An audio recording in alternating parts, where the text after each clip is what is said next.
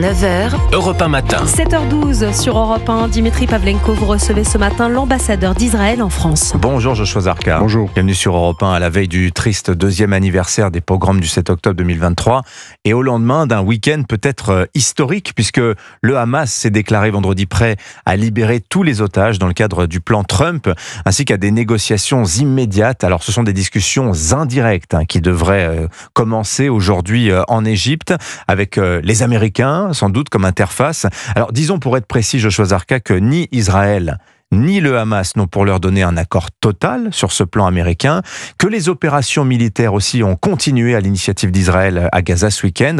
Mais est-ce que vous pouvez nous dire, Joshua Zarka, dans quel état d'esprit se trouve votre gouvernement ce matin ?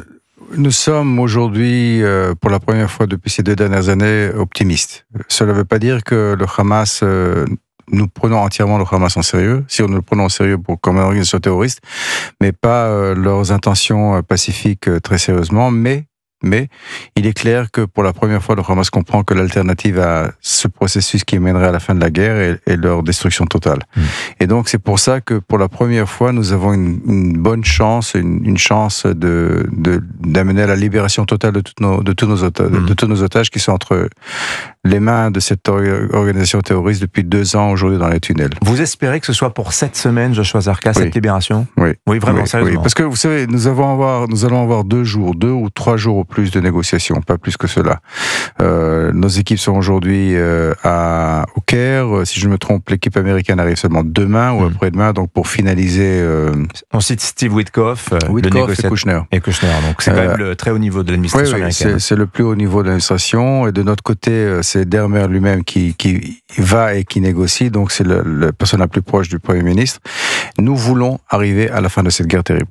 Ça a été notre but depuis longtemps et comme nous l'avons dit, je l'ai dit ici plus d'une fois, libérer nos otages, c'est la fin de la guerre. Et vraiment, je pense que nous pouvons y arriver. Alors la question maintenant est vraiment, est-ce que le Hamas est convaincu qu'il n'a pas d'autre alternative. Et j'espère qu'il n'y aura pas de nouvelles initiatives par d'autres acteurs internationaux qui lui diront, qu'ils leur enverront un message direct ou indirect, pas besoin vraiment de faire pression, pas besoin de vous stresser parce que la pression continue d'être sur Israël. Mais vous croyez vraiment que c'est possible que ce cessez-le-feu, le troisième, puisse aller jusqu'à la paix ?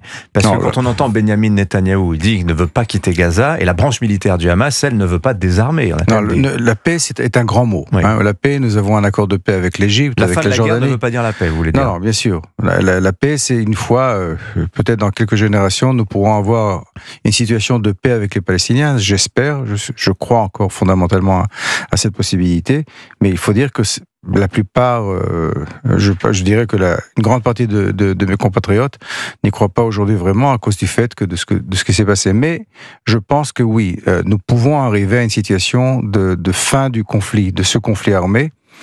Et bien que, bien sûr, nous n'allons pas entièrement quitter la bande de Gaza. Par exemple, l'axe de Philadelphie, c'est la frontière entre l'Égypte et la bande de Gaza, ne pourra pas être entre les mains du Hamas, entre les mains des Palestiniens. Bien sûr, pas du Hamas, on ne pourra pas être entre les mains des Palestiniens parce que c'est ce qui a permis le Hamas de s'armer comme il s'est armé avant le 7 octobre.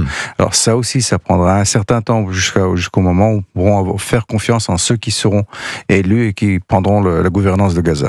Et comment vous sentez-vous, à titre personnel aussi en tant que représentant d'Israël en France, à la veille de ces commémorations ? Alors toujours délicat d'employer le terme d'anniversaire pour parler des pogroms du 7 octobre 2023, Joshua Zarka. Vous savez, d'abord les commémorations ont commencé hier. Déjà hier soir, la CRIF avait organisé une belle cérémonie à ce sujet.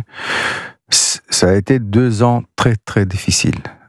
Chacun d'entre nous, chacun des Israéliens a perdu quelqu'un, connaît quelqu'un qui l'a perdu. Chacun d'entre nous a un enfant qui souffre de PTSD. Chacun d'entre nous a... Donc stress post-traumatique. Stress post-traumatique. Chacun d'entre nous connaît quelqu'un qui a perdu quelque chose personnel, énorme.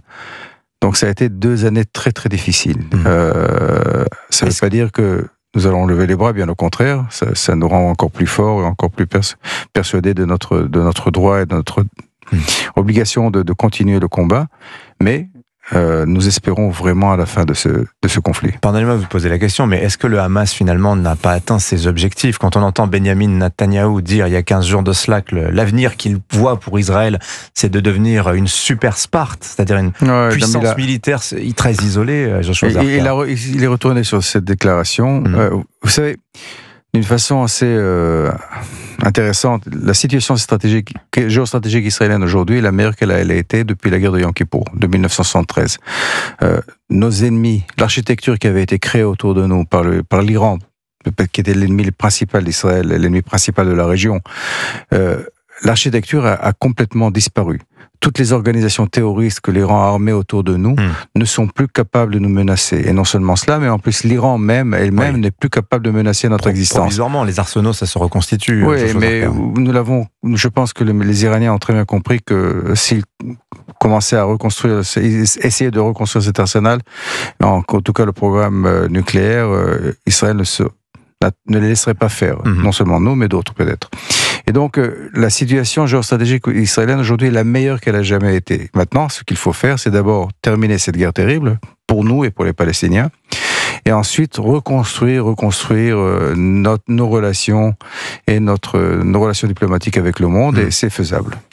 Parlons de la France en cette veille des commémorations du 7 octobre. Vendredi, Mathilde Panot de la France Insoumise a demandé, suite à l'interception de la flottille pour Gaza, à ce que l'on vous renvoie, vous personnellement, Joshua Zarka, en tant qu'ambassadeur d'Israël en France, que l'on vous renvoie à Tel Aviv. Votre réaction?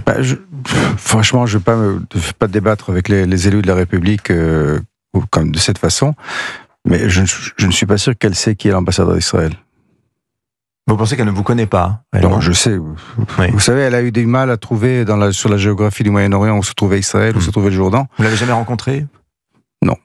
Les élus de la France Insoumise, vous en avez rencontré, Joshua Zarka? J'ai une fois été, quand j'ai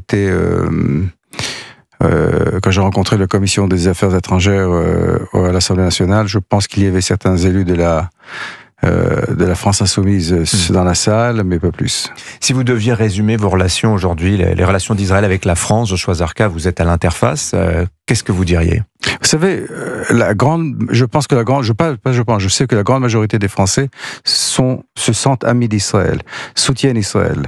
Il y a des sondages qui sont faits d'une façon assez régulière. 80% des Français se disent amis d'Israël, et 70% des Français, quand il y a eu cet événement de la reconnaissance qui avait été fait sans aucune condition, 70% des Français n'étaient pas d'accord avec cette décision qui avait été prise par le gouvernement français, par le président. Et le peuple français et le peuple israélien sont des peuples amis. Et je pense que la reconstruction des relations officielles entre nos gouvernements ne fera que c'est quelque chose qui est faisable et qui sera assez rapide une fois que, disons, la crise dans laquelle nous nous trouvons aujourd'hui se repasserait. Merci Joshua Zarka d'être venu ce matin au micro d'Europe 1. Je rappelle que vous êtes l'ambassadeur d'Israël en France. Bonne journée à vous. Merci à vous.